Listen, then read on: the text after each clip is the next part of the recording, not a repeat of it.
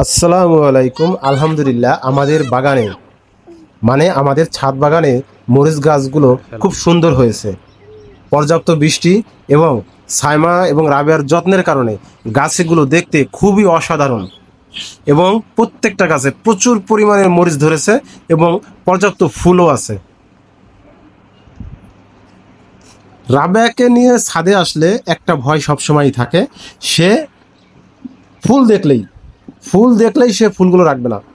এই যে যেমন ধরেন সাইমা এসে ছাদে গাছগুলোর যত্ন করে, কারণ সাইমা মাটি আনে নিচ থেকে, সাইমা গাছে গোড়ায় পানি দেয়। সাইমাকে আমি নিজেই টবগুলো কিনে দিয়েছি এবং ক্যারেটও কিনে দিয়েছি। আর এই দেখেন আপনারা, রাবেয়া কী করলো, এসে ছাদে এই যে ফুলগুলো ছিঁড়ে ফেলাচ্ছে। রাবেয়াতে যেহেতু ছোট, সেহেতু সাইমা রাবেয়াকে কখনোই কিছু বলে না। হ্যাঁ, রাবেয়াকে সাইমা কখনোই কিছু বলে না, সে আদরে আদরে রাখে।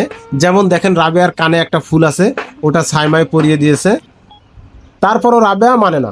এই যে একটা মরিচ গাছ, খুব সুন্দর মরিচ, এবং দেখেন কি পরিমাণে ফুল এসেছে গাছটাতে।